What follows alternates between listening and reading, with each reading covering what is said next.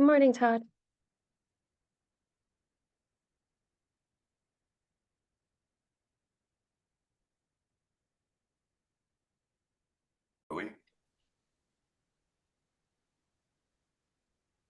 Yeah, I don't think this would be a quorum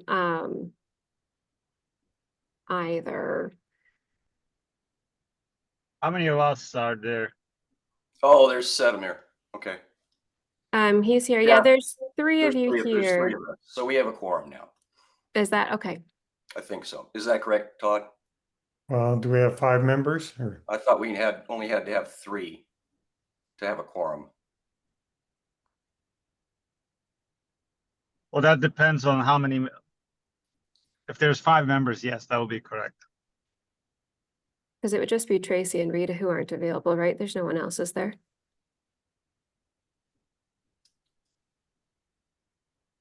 I don't believe so. I thought 3 was a quorum. Well, at any rate, I suspect, I'm not sure. I would still love to have the meeting, regardless of the quorum. And, one of the reasons I think we can still do it is the zoning code does allow, us as the planning team to reach out to the DRC members at any time for advice, whether or not we hold a full-on meeting. And so if nothing else, I think that hopefully we could call this just the advice meeting, if not, if we don't have a formal quorum otherwise. If that's all right with you guys. Fine with me. For me. Sure. Okay. Yeah, I think we have one though now with 3 of us. I think you're that's right. what we did before. We had to have 3 as a minimum. Hello. Oh, hello there. This is for the Thyssen project, right? It is, yes. Oh, and Eddie did not join yet? Eddie Radulescu? I am on, but for some reason it's saying I'm Danelle also. Yeah, because I sent you the my link. So here we go. Oh, With 2 and more I'm Danielle Danelles. as well. I'll update Yes. that. Can I get the name of, I know I've got Eddie here, but who else am I speaking with? Raluca. I'm the owner. Okay. There we go. And then let me just The make other one sure. would be Eddie. I got to make sure I'm updating the right one. There we go. Okay. Yeah. And is Brian joining also? Yes, Brian's on here. And Eddie, what's your last name? I'll spell it for you. It's a long one. Radulescu. Oh yeah. Okay. Radulescu. Okie There we doke. go. There Now we it's- go. So There, we can don't get have started. 5 Danelles anymore. There Okay. we go. Is that a We can quorum if get- there's 5 of me? Yeah, you're strong in numbers there. My name is Melissa Lord, or Mel. I'm with the Clackamas County Planning and Zoning Division. Today, I did request the Design Review Committee Design Review Committee to meet to talk about this proposal, which is a 42-bed residential care facility on Thyssen Road. Daryl or Todd or Chetamir, do either one of you have kind of any of the preamble that Rita usually says to open the meeting off, or should I just start things off? No, I do I not. I don't have it either. That's okay. I'll just go with it. And so the land use application file numbers is Z0160 and Z0161-25. We're reviewing these together. One's a design review application and the other is a conditional use permit. So this project will, in a few weeks, be reviewed by the hearings officer at a public hearing. So the notice of the land use application did get sent out to surrounding property owners, but we advertised for the hearing in a few weeks from now rather than this meeting. So I don't suspect we'll have any audience members or members of the public in the audience to provide any testimony this time. We just wanted to make sure it was more clear and obvious to the public of which meeting to attend, or not which meeting to attend, but not to attend both if they don't have to in order to get their comments heard. So we invited them to the public hearing in front of the hearings officer. I can share my screen with the project as submitted, but generally we've got this property on Thiessen Road. Looks like it still has a single family home on it, but I suspect that that will be demolished in the near future. The property is just about a half-mile off of Oakfield Road, east or northeast, depending how you look at the map there. The project itself looks like it's a single story on the front side, on the street facing side of the property, but it is a two-story building, so there's a slope to the back of the property that creates that second story.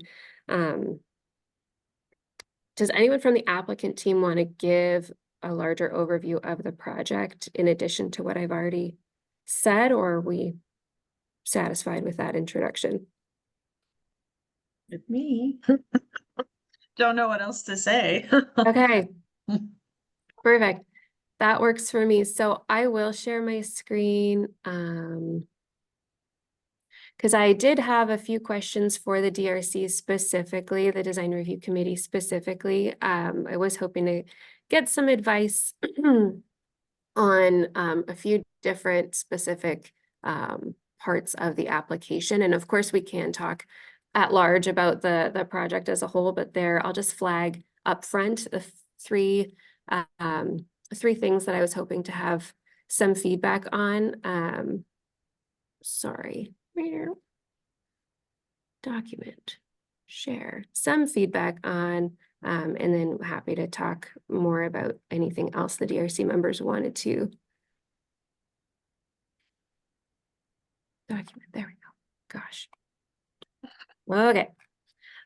So first and foremost, I'll show you some code sections, and then I've got pictures or images of the proposal as it was shared. Are you seeing my Word document with the red boxes around them? Yes. Okay, great. Yeah. So one of our code sections here says that properties inside the urban growth boundary, they need to be developed with a minimum of 50% of the street frontage has to have buildings located at the front setback line. In this case, the zoning is a minimum 15-foot front setback. So this code section would state then that 50% of that frontage on Thiessen Road has to have the building located at the 15-foot mark. There is an alternative that you can expand that 15-foot setback to a 20-foot setback, provided that pedestrian amenities are developed in that setback area. Our code does define pedestrian amenity as outdoor improvement, directly visible, accessible to pedestrians, plazas, pocket parks, drinking fountains, trellises, street furniture. It kind of just gives you a list of examples of what a pedestrian amenity might be. Ultimately, it seems like these amenities are intended to really activate that public realm. As proposed, this is just one of the snippets from the submitted application materials, but as proposed, the building sits at one part about 25 feet off of that front property line, and then 28 feet 8 inches off of the property line. So either way, it's greater than that 20-foot setback.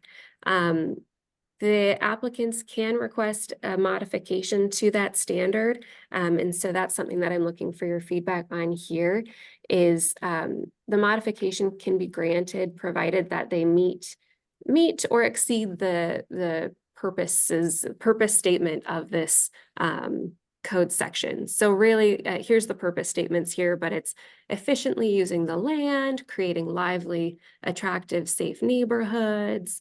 We've got supporting non-auto modes of transportation, reducing impacts of the environmental, any natural features on site, really all kinds of tidbits here that you can read through. But these are the purpose statements of this code section. So the question I have for the DRC is considering that the building's not set up as close to the front setback as it can be, and even though it's set further back, I didn't think there were that many or any pedestrian amenities per the definition. So does this design though really capture in essence the purpose of our of this part of our zoning code? that's my first question. If we want to pause there and open it up to the group, or with the DRC members, rather, I ask my other two questions and then we can just have an open discussion. Why don't you go through your stuff and then, Okay. Yep, can do. Question number 2 rolls into this one pretty closely. There is a requirement for building entries. This standard is in some ways twofold. The first is that all public entries to buildings have to be clearly defined and highly visible. The second standard requires that entries face the street, provided that they comply with this particular code section. That's the code section that we just talked about that the applicant's going to be asking or is asking for a modification from. So in theory, number 2 wouldn't necessarily apply because the building hasn't been cited at the front setback line. So really my question for you is, I'll go back up to my drawing. The main entrance off of Thiessen Road, hopefully you can see it here. It's not an entrance that directly faces the street. It is at a 90-degree angle from the street.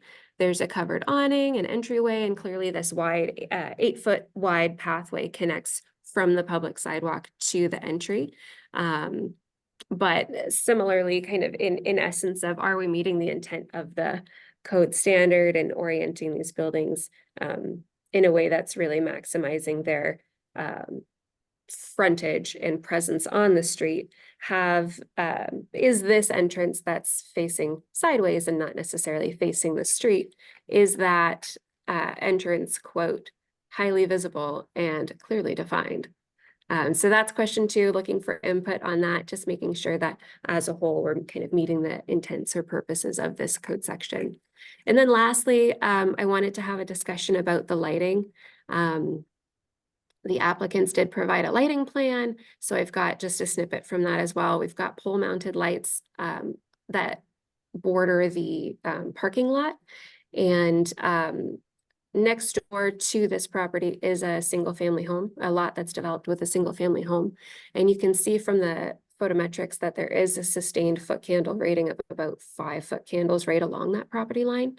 So I'm curious if, in my opinion, it seems like this is a bit too bright for a residential neighborhood abutting a residential property. But I am curious from your, professional opinions on what an appropriate level of lighting would be for the parking lot that adjoins a single family home property. can you hold that thing? I can't see the light Yeah. on that, the other graphic. Oh, the that other you one. have. Yep, you got it. Yeah, so we've got it's the property line on the right-hand side of the page that is in question. This area is the parking lot. And we've got right in the center here in the green coloring is 5.3, 5.2, 5.1 foot candles, and then 4.3 and 4.6 on either side, and then it dissipates from there. That summarizes all the questions that I really wanted input on, but again, very happy to talk about any aspect of the project.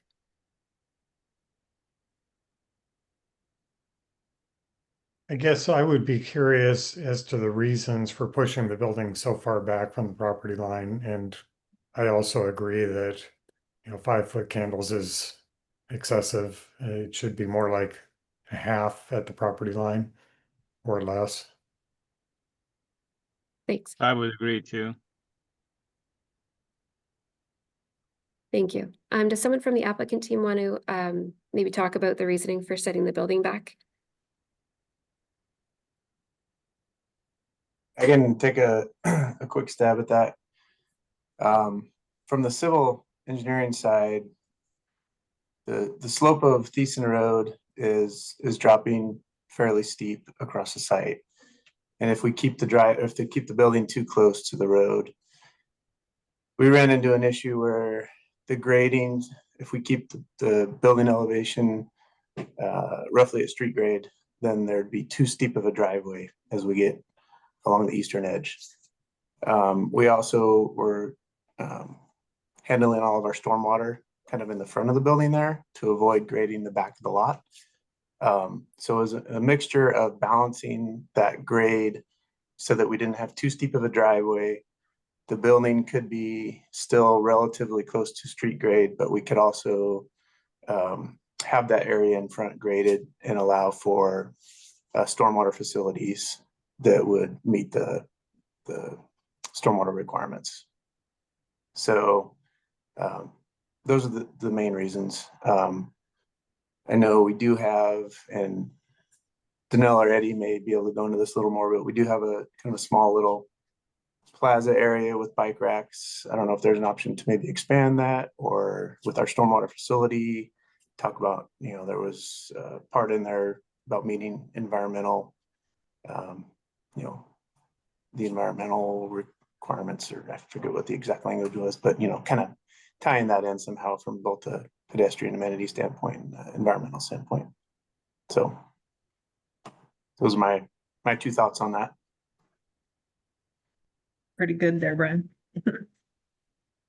Well, in terms of clearly there's a process for I guess the variance.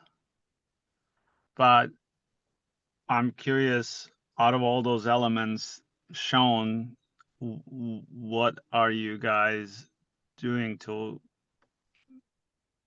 I mean, what would be justification, I guess, for, besides the grading? I mean, grading to the side, you could always put retaining walls and things like that. That's not it's more cost, but sure can be accomplished. But what are you proposing, I guess, out of like what, 8, 9 different options or conditions?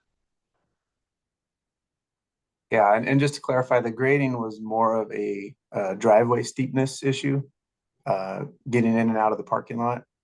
If we keep the building closer to the roadway, then either the parking lot itself is going to be very steep, or the driveway in and out of it's going to be very steep, just because the slope across Thiessen, I want to say it drops around 7 or 8 feet across our property frontage.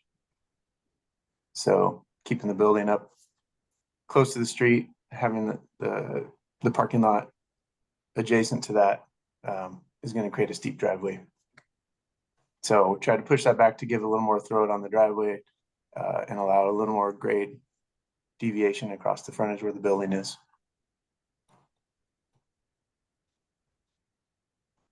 But to answer the second part of your question, I think that's something we can look at. I need to coordinate with Eddie and the owner a little bit more on that, just to see what makes sense. But it seems like there may be some room and ability to add some things there. Yeah, I just want to add to what Brian said. And Melissa, you had read off a list of amenities. Yes. And we can go through and see what we can incorporate. And I can share that list again, just so we have it up while we're talking about it. The other thing, and I'm trying to remember, I'm pulling up pre-app notes, is there was stuff in the pre-app about staying away from the back part of that lot because it gets steeper. So we were also trying not to have storm, like we are kind of towards the street, but we're also like trying to fit everything in and not touch that back part. There was something about slopes that we had to try to not get back there too much. Yeah, I think the main thing is there's no means for us to take our stormwater to the back of the site. Right. And so we're trying to limit our impacts on that back lower portion. We can't take stormwater that way, so everything has to go out to the front towards Thiessen. And we had to, have the room to provide those facilities in the front to meet that. Maybe I'm misunderstanding the site plan, but it looked like there was a fair amount of grass area in front of the stormwater. There's some, we have an 8-foot PUE that we're avoiding, or, we're setting everything behind that. And then just the slope between the PUE and the facility itself, there's a slope to make sure the stormwater is all lower than the building elevation. So we don't have any, flooding or ponding issues. maybe in that grassy areas there, we have opportunity to maybe do some outdoor seating with trellis or something, and try to incorporate some pedestrian amenities along, maybe hugging the 8-foot pedestrian walkway. I think maybe a trellis too would highlight that entrance more and speak more towards Melissa's question on highlighting a main entrance. I think we can incorporate some things there that would allow for the setback, but also address the main entrance question better as well. Mhm. I think a combination of adding those amenities and if we could shift the building 5 feet further forward to make it comply with the code would be advantageous. If there's any way possible to do that. Another concern about moving the building up is that on that southwestern corner, there's access to the back of the building. And in order to make that not too steep, we really don't have room to make it shorter. It will become basically inaccessible unless we add stairs.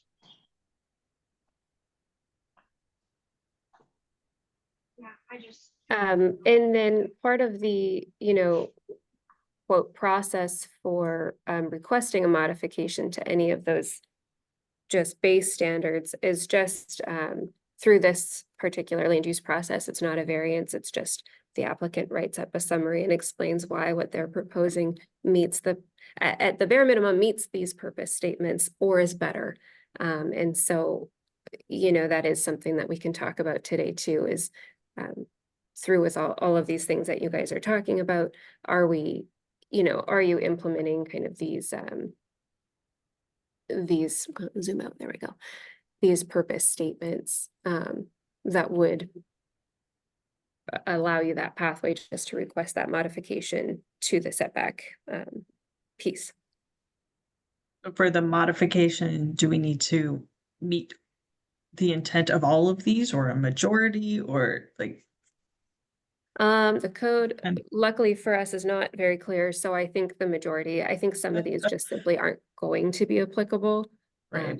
given the nature of the project, so, Okay, yeah. just because I'm the one that gets to write it up, so. Trying to figure out, do I have to? I mean, usually when I write modifications in other jurisdictions, it's kind of meet the overall intent of the purpose, so it does leave that fluff space. Yeah. Yeah, and I think that's probably built into this too. Okay.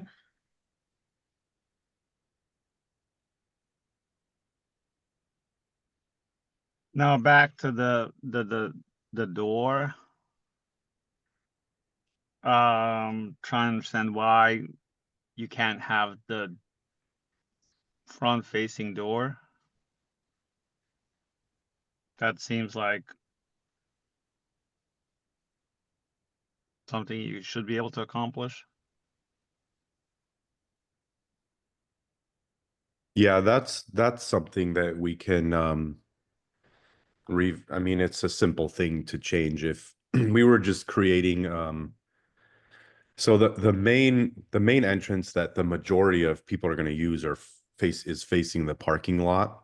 So we wanted to provide an entrance facing Thiessen that was covered and that was with the roof forms was visible from the street, but not necessarily be the main entrance just for functionality, but it was more of a entrance that somebody could use. It was going to be set up more like a little outdoor sitting area. So the door off to the side with windows looking in there from the kitchen and from, I believe it's a staff room. They can have visibility to the street, but that is a simple thing that we can change to have the door face the street if that's, a better way. I think that would be helpful, Eddie, just to make our arguments better. Yeah, it's completely doable.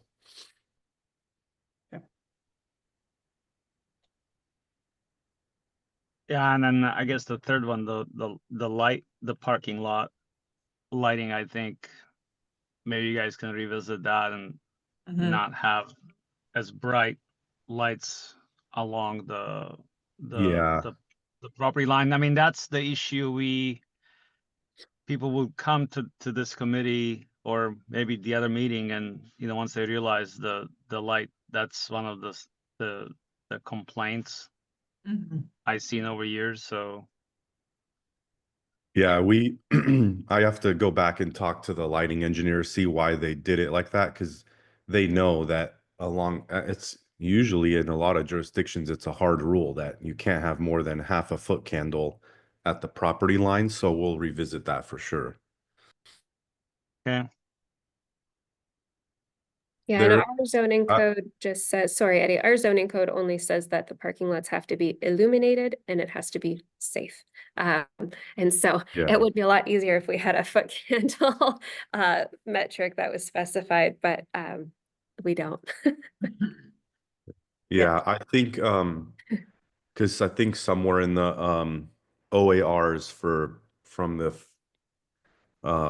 licensing overseers here, there's a rule that outdoor use areas by residents have to be 5-foot candles, but I think that only speaks to patios and courtyards and things like that. And I think because our handicap parking stall is there, they might have cranked up the illumination levels right in that center part, but I think we can revisit it and just make sure it's at half a foot candle by the time it reaches the property line. Like, I think that's the way they did it around the rest of the building, so we should be able to match.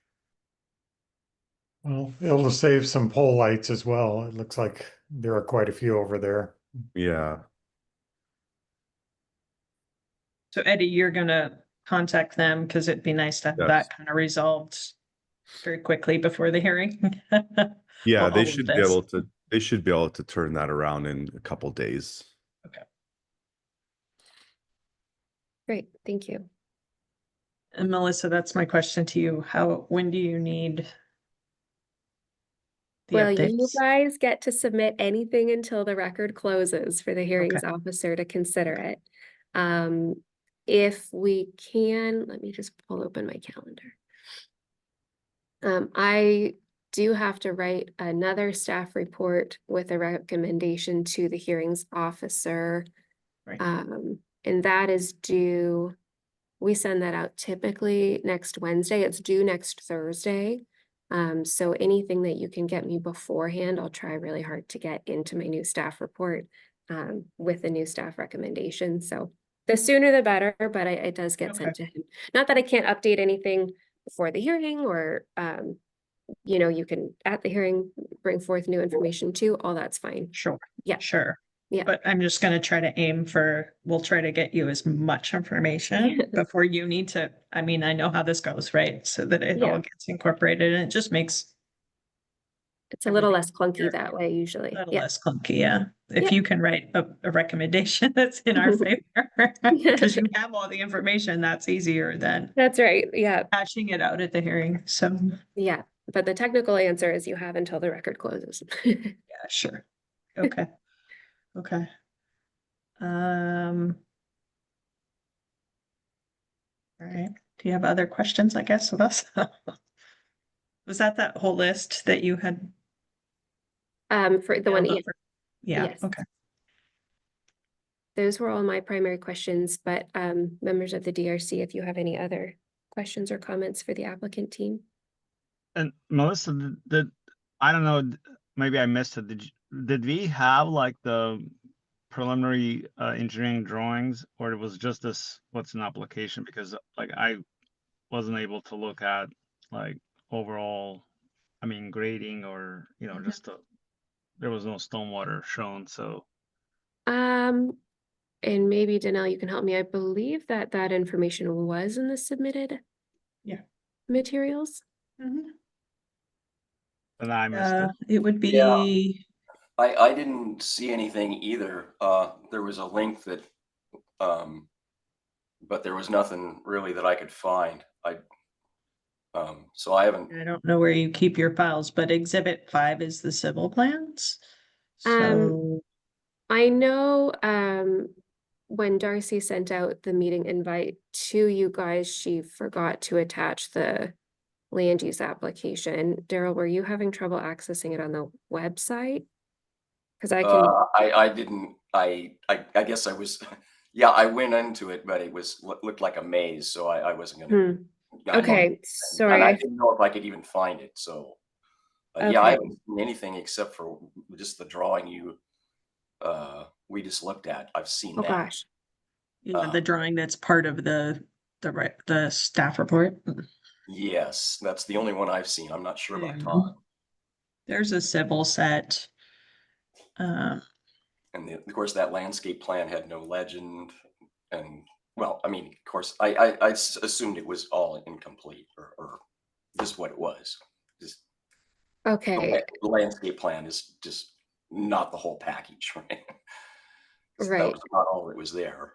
And I'm sorry, I can at least share part of it now, and not that you're gonna be able to review it in detail, of course, but do believe all that was in the submittal, and I can try better to send out instructions on how to find, It was on the website. It was very difficult to find it though.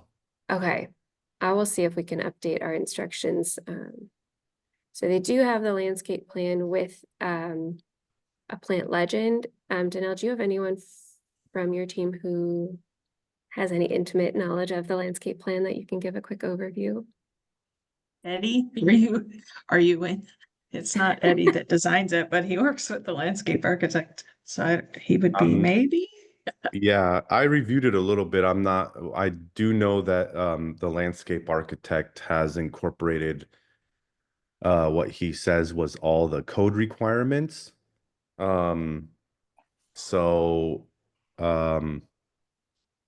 that's, other than, having trees and whatever's required in there for potentially street trees and buffering and things like that is all what he incorporated. We tried to do minimal at the what would that be, like the southeast, that part of the back that we wanted to do minimal grading.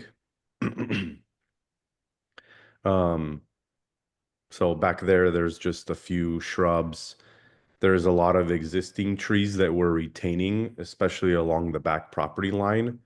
The main reason for that is just to provide minimal disturbance and changes to that back portion there. So the majority of those trees you can kind of see them there. They're kind of small on the plan, but those are all being retained. And I did receive a phone call. I have yet to receive any written public comments, but I did receive one phone call from someone who lives, I forget which, but one of these back properties here that backs onto this site, and she was concerned with privacy, with this being a two-story building, but was somewhat relieved to know that those trees are being retained. I think overall she still has privacy concerned, but I did take note that these trees are going to be retained during construction, and so I think that helps a little for her from her perspective. Retained in a fence. And it's really, I mean, it's a two-story, but it goes down, right? It's a basement, so it's really Yeah. not gonna be like overlooking her hard.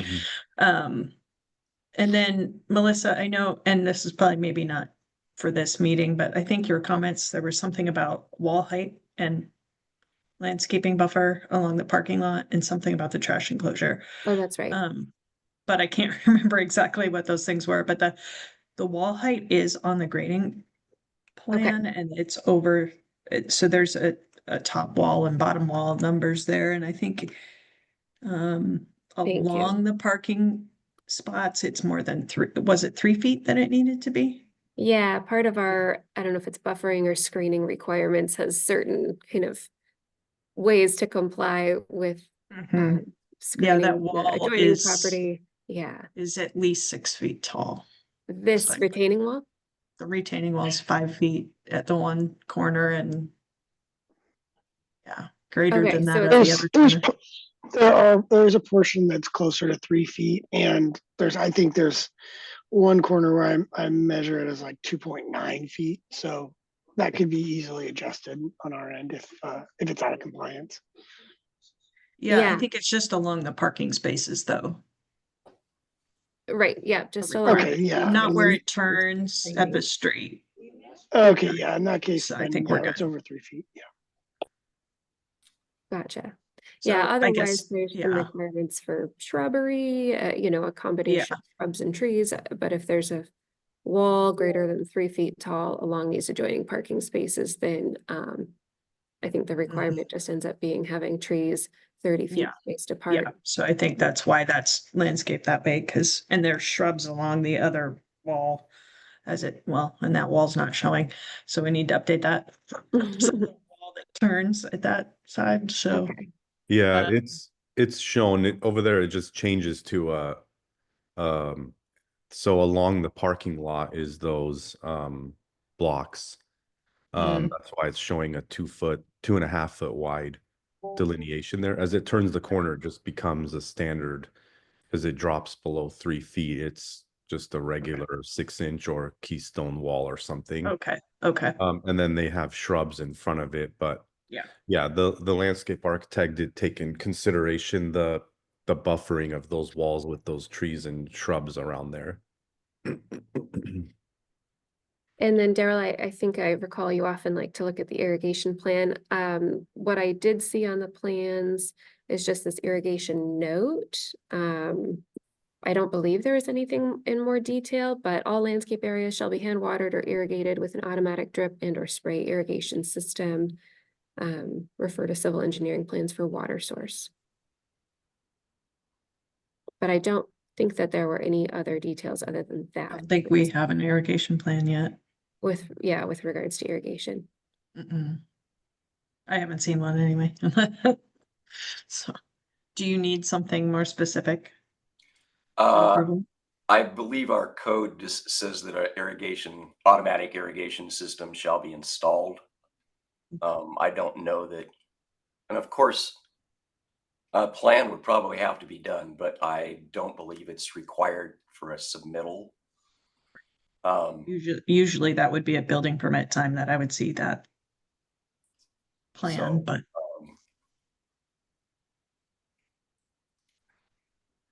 okay. So yeah, I didn't have access to that, and I guess yeah, we'll need to get a better way of getting links to us so we can find. Yeah, we files. can work up on updating the instructions and make it more clear. The file itself was quite large, so I couldn't email it. But we can definitely work on maybe updating our instructions so they have maybe more pictures or more clear to make it easier. It's a bit of a maze on the web.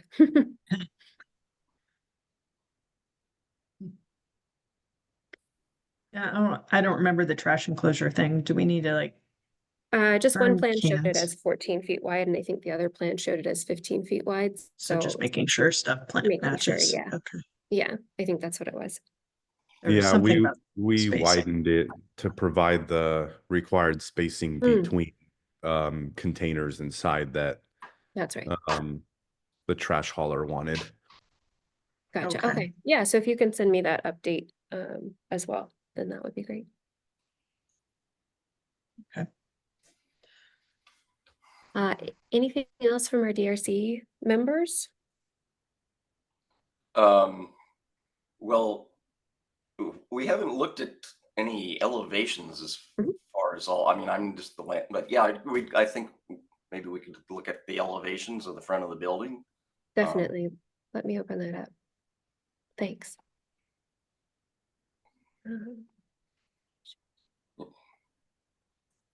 So we did get some renderings that I can flick through, and then we do have the actual elevation drawings as well. But That's this the would parking be- lot view, yeah. Yeah, this would be the parking lot view, kind of what they're calling the main entrance, or the entrance they foresee being used the most often right here. And then behind us is that property line that we were talking about with the lighting. another angle of that parking lot view, and then the main entrance behind this pillar. But it looks like we've got kind of a combination of stonework, shake and horizontal siding at the entrances, and then a board and batten siding elsewhere. So the entrances, I believe, are being defined more specifically with that that change in horizontal siding from the board and batten siding. This is a view from Thiessen Road, and then this here, you can't really see it too well, but this is the little alcove where that offset front door is located. And this tiny little piece here, if you can see, is that 8-foot wide walkway that is supposed to access to that that main entrance. So none of the stormwaters are shown there. No, not that rendering. Not in Yeah. the rendering, yeah. No, And then and the this slope of the backside. site's not really depicted there either, and which is, The which, sorry, Todd? the slope is not depicted Right. on the site, Well, it all which looks would be flat. helpful. The front is flat. Is that what I Well, mean? when you look at it in that image, there's no slope. Right. And then this Which would be the means, backside. like, oh, well, like, you know, building, when you look at it from that perspective, building should be able to move to the street. Right. And then the actual elevation drawings are provided here. This being that parking lot view.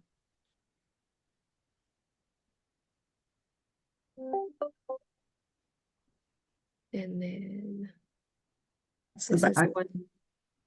Sorry, It's the back. this being the parking lot here on the right. And then we've got there's two more, I think they're just out of order, so give me one sec. There we go. And then this is the street facing facade, again, with this being the alcove that's got that kind of front entrance. Mm. And then the other side view. Are you guys, I mean, I don't get it, like, you have entire parking lot on the back, you have a building. And so how are you managing stormwater on your parking lot? Clearly your driveway is going down in, and that's a back is lower. So how do you accomplish, you know, you have a large roof area and then you got the parking lot. Where's the parking lot going to be managed? The parking lot actually does drain towards the street. There's a catch basin it's basically north in this depiction in that top corner. So we're collecting all the rainwater from the parking lot and then we are routing all the downspouts to the front of the building. Oh, and your parking lot is draining towards the street too? Yeah, not into I mean, there's a low point in the parking area, so we're not draining onto the street, but you can see right here, it's the plan very northwest of the parking lot. There's our catch basin right there collecting and then going into a storm detention center that's detention tank that's right there in the center of the parking area. Yeah, the catch basin is just north of that, Melissa, in the parking space, that corner. Yeah, parking right there. space. Yeah, that's the low spot. It drains in. Yeah, we're catching it all and it goes through the swales.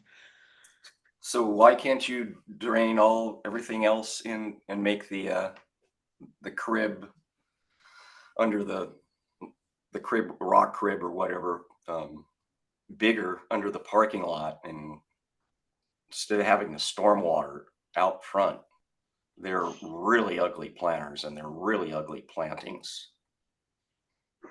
Is that not a possibility?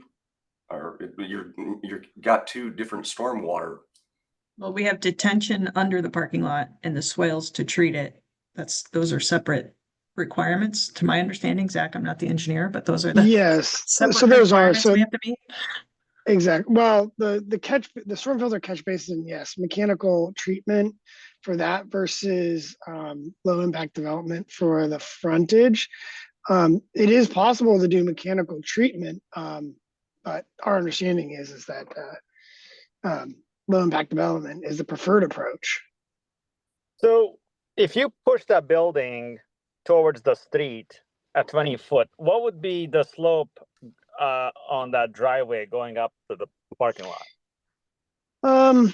The slope would be approaching probably 10%. If we moved it 5 feet. The building is more of a, I mean, it's really more the access point. So yeah, it would be close to 10% on the driveway. But that still meets the, I mean, what's the code? I'm not sure what the I think it's maximum. a 12. I think it's a 12%. Like, I mean, for fire, I thought like you don't want to go over 12% or something. Yeah, 12% would be like probably the maximum, and we may be close to that if we get rid of that 5 feet, because I think we're already at about 8%. So You have to look at fire and you have to look at sight distance because you also have to be flat enough to see. Correct. So there's lots of things. And we also don't want to create basically to drain the frontage of the roadway into our site. We want to be able to create a separations to keep the private and public stormwater separated.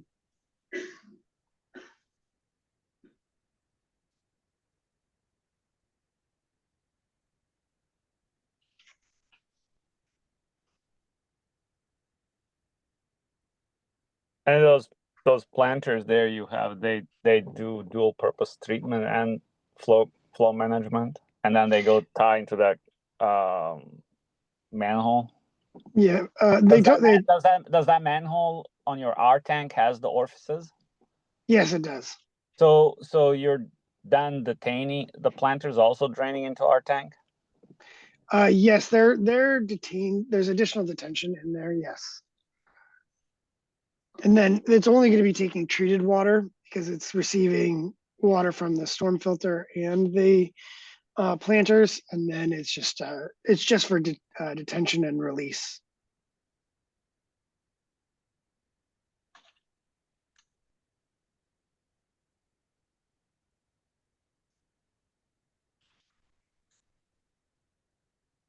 And the planters are in front of the building. Those are managing the roof. Roof runoff and the frontage area, which is landscaping, but not the street. Not the street. No, there are planters there's small planters along the street for the public stormwater treatment and detention. So you have street planters, sidewalk, and then some more planters. Yes. No, street planters. Oh, sorry. Yes, Yeah, sidewalk between the planters. Yes. Mm-hmm. So you have the street planter, the sidewalk, a little bit of frontage area behind the sidewalk, the 8-foot PUE that we can't build in, and planters. Yes.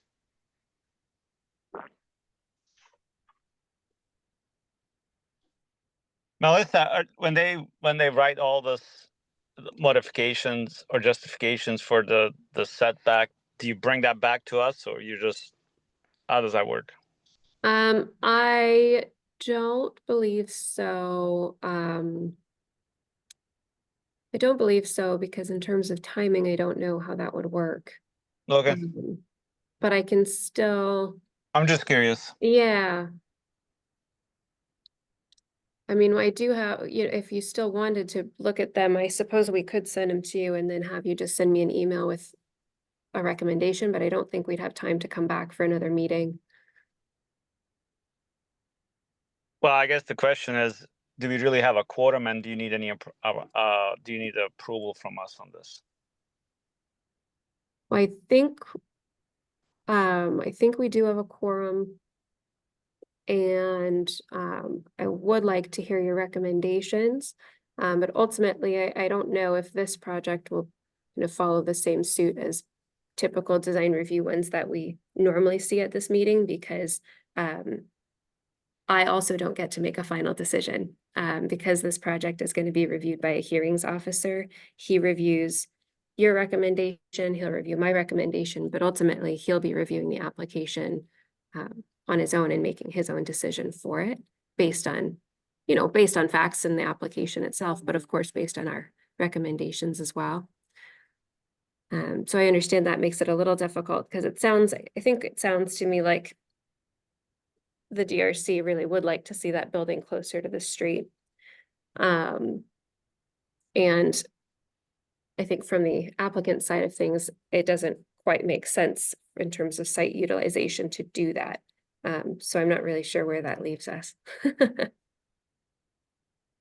I guess ultimately that's going to be up to a hearings officer to make that decision. I think, I guess in terms of the lighting, that's pretty straightforward. I think in terms of the door, that's pretty straightforward.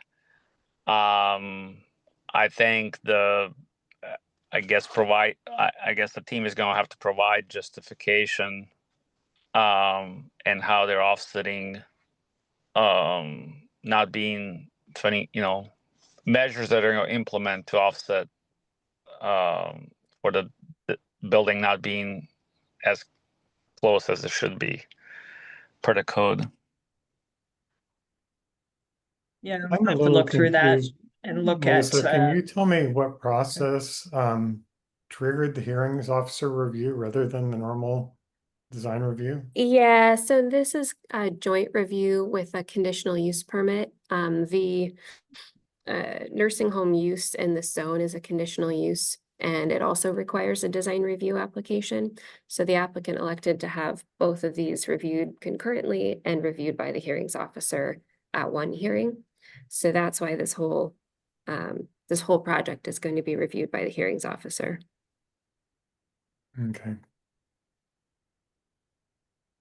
Does that make I sense? mean, if this were a typical design review hearing, I think we would send it back and ask that it be resubmitted for review again. So that puts you in an awkward position, I realize. And I think, it's up to the applicant as well. We certainly can make that. Let me think about this. How could we make that happen? you'd have to Because I also renotice. have the 120-day review timeline that in urban developments, 120 days to do a type 3 application is not that many days. So let me think about that. Danielle, I cut you off. Oh, I was just saying you'd have to renotice and you need an extension. Yeah, I think so. If that's what the owner wants to do, or, if we need to, make everybody get everything done on the up and up, but I mean, our Yeah, goal is to get this approved, right? So gonna of work course. towards getting things as close as we can. It's hard with the code when we have engineering code that we have to meet and design code that we have to meet. They don't always agree. And so this is where we're kind of stuck. So we can try to look at it and definitely work on the pedestrian amenities for sure, but I don't know how much we can really shift the building.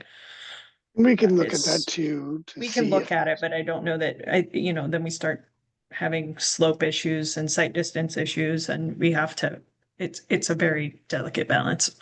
So I'm not saying we can't, it's just, we may not get there.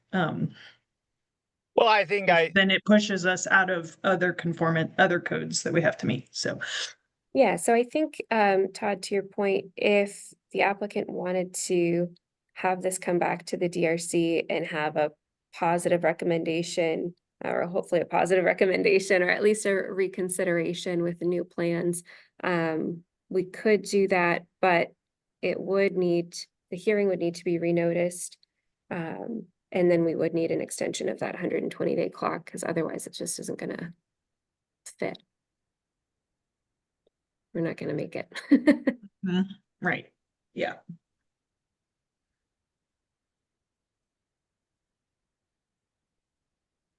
Just one more thing to add about the setback in the front, Zach. I know when we were going through this earlier, if we were to leave the elevations the way they were and move the building forward, it would make the building on the west side of the frontage have to be built sort of like a basement. The grade would come up the wall, and it being a one-story building, I think from the frontage, having that gutter line come down, say 6 feet to the grade, I think just also from an aesthetic point doesn't look as good. Otherwise, we would be looking at raising the building and raising the parking lot, which then creates the entrance issue. So that's kind of the balance trade-off we've been dealing with as far as that setback. And I know Brian, when he originally sent it to us, he said, we need to move this back a few feet, to keep the building out of the ground, but also have the parking lot work. So that's just kind of the background to where we ended up at this setback. So I'm hoping that by enhancing that entrance and providing as many of those pedestrian amenities, maybe we can reach some sort of common ground there. Mhm. So that and me writing up the modification reasons.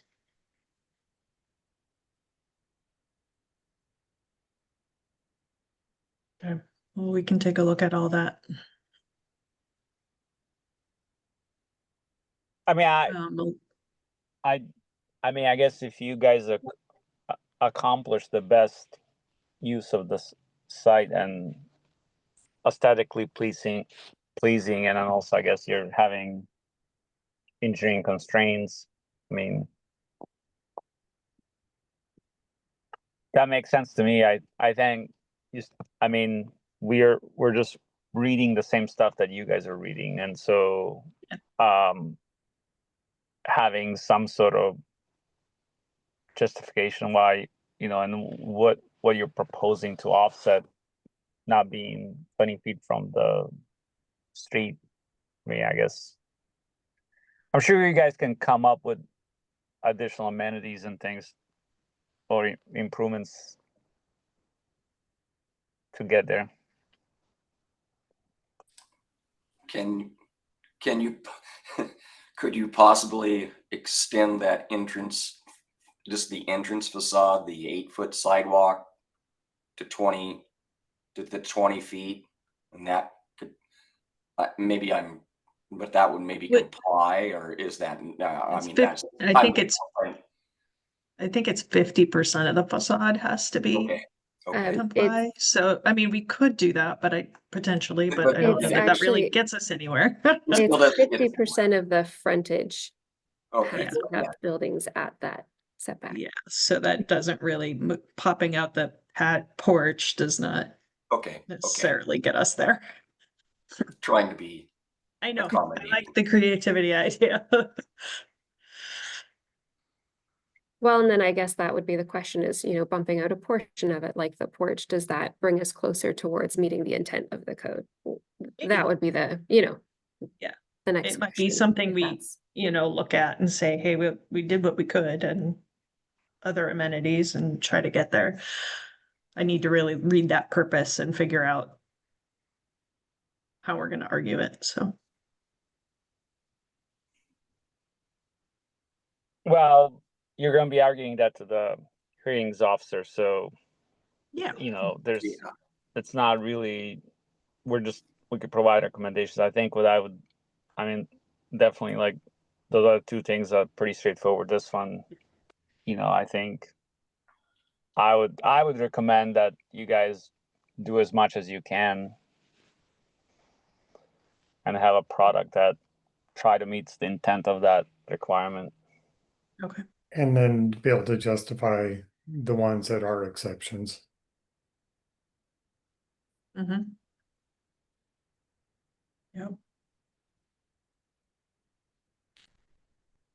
Yeah, and we can, like Eddie said, we'll revise that front door and we'll get with the lighting consultant. So those things will get taken care of. Those are the easy things, I think, for sure. Also, Melissa, sorry, I know you answered this a few minutes ago, but when do you need everything by to include it in your staff report? Yeah, my report ideally will be written and done by the end of the 16th, which is next Wednesday. So Before that, anytime before that would be great. Yeah, because I'd like to have the renderings be updated to reflect any pedestrian amenities we provide there, and then have them incorporate the grading plan and maybe those planners just to have a more accurate reflection on the 3D. yeah, I think that's helpful.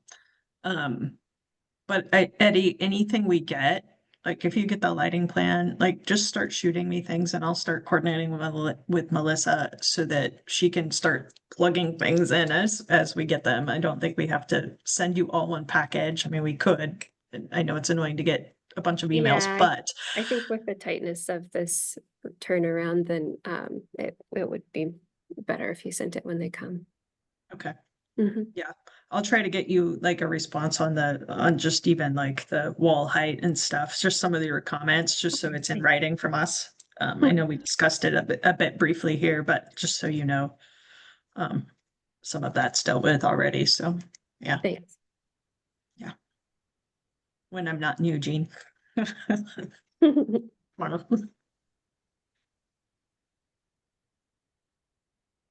So I think what I'm hearing is some consensus on the lighting and the front door. And I think where we're leaving the other issue of the building placement is if the applicant wants to make some changes and have the DRC come back and look at it again, we would need them to choose to do that and pay the $150 renotice fee so we can reschedule the hearing. And then I would need a 120-day extension, or the extension to the 120-day clock, if the applicant wanted to do that, and then have the DRC look at it again. Otherwise, I think what I'm hearing is generally the DRC would rather see the building at least at the 20-foot setback, certainly with some amenities in front as the code reads. And maybe we're feeling a little bit mixed on recommending in favor because of that otherwise. Is that Yeah, fair? I don't think any of us are, well, I'm not speaking for, but I'm not comfortable recommending something that's not to code. So that's where I'm standing. I mean, I don't know, I'm not opposed to it, but I'm not going to recommend something that's, that's not our code. So. Sure. You Yeah. need to see the intent. modification or something closer to code to get to that recommendation. Is that what you're saying, Daryl? Well, I don't mind putting a positive thing about the project, but yeah, we're not capable of changing the code. So the code is the code. I guess you'll have to go to the hearings officer, and our thing is just to say, well, everything else is okay, or so. But maybe Todd and Sedemir can put their 2 cents in. Yeah, thanks, Daryl. And I think, the code is the code, but there is that pathway in the code itself to evaluate whether their proposal meets the intent of that design review section. And so that is something that you could also, provide your thoughts on. And if they do meet that intent, then we can, vary from it in a way. I would be okay with that, but I don't know what I would have to see what applicant is proposing to provide support for that. Yeah. So Okay. without having been able to review it, it's difficult to say, yeah, just go ahead and implement as many items in there as you can without I would want to see how everything is going to function and work, and is it really intending the modification that's being proposed, and that you're meeting the code. So I'm generally not opposed to that. I mean, like, I've been in those shoes myself on the other side. So I know you have constraints, and sometimes it's very difficult, and there is a compromise, but I don't know what that compromise is. The applicant needs to show what that is and how they're meeting intent of the code. I think that's where I stand. I agree with you. Great. Noted. I've taken notes, and I'll definitely keep that, write that down. And then I don't know if I need an answer from you, Danelle, right now as to whether you want to renotice the hearing and extend the clock and come back to the DRC. But if you want to talk with your team about that and let me know, then we can. Yeah, We let can- us have a discussion Yep. offline, and Yep. we'll get back to you on that if we want to do that. Otherwise, we'll just make the argument for the hearings officer and go from there. But That sounds good. those are our options. So we'll see. We'll chat about it and let you know. Yeah, sounds like a plan. We're going to be modifying stuff one way or the other, so we'll be getting you information anyway. Okay. Okay. I think that concludes our meeting. Okay. I'm looking at my DRC members. Am I missing any critical piece to end this? No, I think we could close. I think we could close the meeting, and at this point we can't provide recommendation to approve this without seeing the information. So the applicant can either like go the path of hearings officer. We expressed our concerns. Okay, but for this first model iteration. Yes. Yeah, great. Alrighty, well, thank you, everyone. Really appreciate all your time and input and guidance. So thank you so much. Melissa. Thank you. Thanks. Appreciate it. Bye. Bye, Have a good everyone. one. Thanks. Thank you. Thank you.